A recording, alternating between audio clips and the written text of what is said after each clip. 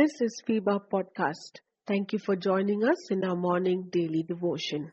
Jesus said, "Blessed are the peacemakers, because they will be called sons of God." Matthew chapter 5 verse 9. Jesus expects his followers to be the peacemakers in a world of anger, hate, bitterness, enmity, and violence. A peacemaker can be defined as someone who actively works to make peace between people and God and between people and people. Peace never happens by chance. They always take the initiative. In Paul's epistle to Philemon, the initiative and efforts to bring peace between Philemon and Onesimus is an important observation, which is a great model for peacemakers. Today's devotional principle. Peacemakers are the builders of the body of Christ, having a godly community that serves in the darkened world. Let me say it again. Peacemakers are the builders of the body of Christ, having a godly community that serves in the darkened world. While Paul met Onesimus in Rome, he was under house arrest. In the Rome Empire, the house-arrested convicts would have handcuff chains hooked with a soldier. No privacy is generally permissible. Most of the house-arrested people remain in chains for an indefinite time period. Indeed, Paul was an aged person, as in verse 9 we read, Paul, an old man, he himself identifies in that way. He was also not in good health, which he expresses in 2 Timothy chapter 4 verse 6, "For I am already being poured out like a drink offering, and time for my departure is near." In such condition of various battles within, Paul was so mindful to make peace between the offender Onesimus and the victim Philemon. It was not merely an arbitration which settled the problem between the two outside the legal court. Paul intends for both of them individually to bring peace with God first. First, he established peace between Onesimus and God, and Philemon and God.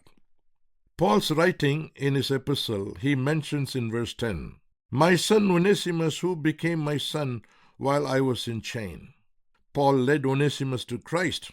After he made peace between God and Onesimus, Paul now intends to establish peace between the offender Onesimus and the victim Philemon. His convincing words of conviction and motivation drove Onesimus to return to Colossae.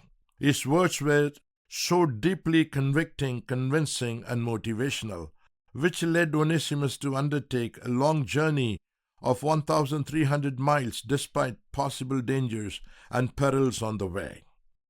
He acknowledges before Philemon that Onesimus was formerly useless. He also agrees that Onesimus had done wrong and owes money to Philemon in verse 19.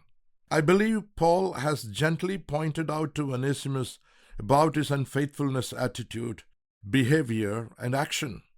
After preparing the offender, Onesimus, to seek peace with God and peace with Philemon, now he prepares Philemon to make peace with God. He affirms many good virtues of Philemon. He acknowledges his longing for holy people, his faith, and his partnership in verse 5 with Paul, and in faith in verse 6. Since Paul states that he had not physically visited Colossae, as we read in Colossians 2:1, he should have met Philemon in Ephesus, where he spent a considerable amount of time, as we read in Acts 19:10. Though Paul appreciates Philemon for his appreciable spiritual stand, he also expresses his desire for him that his faith life be more deepened in verse 6. In verse 7 he says, "You have refreshed the hearts of the Lord's people." This appreciation exhorts Philemon that he also should refresh the hearts of others besides the saints. This is the way Paul gently reminds that Philemon should move closer to the Lord. He does not say that Philemon had done any wrongdoing. Rather, he should be doing better deeds.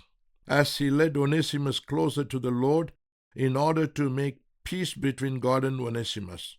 He also made similar efforts to establish peace between Philemon and God. Having said this, he says in verse 8 that he should be doing something which he ought to do. What is that? To receive, forgive, recognize, and revere the offender Onesimus. He pleads this on the basis of an unconditional love that saints should have and demonstrate. In verse 9, we read about it.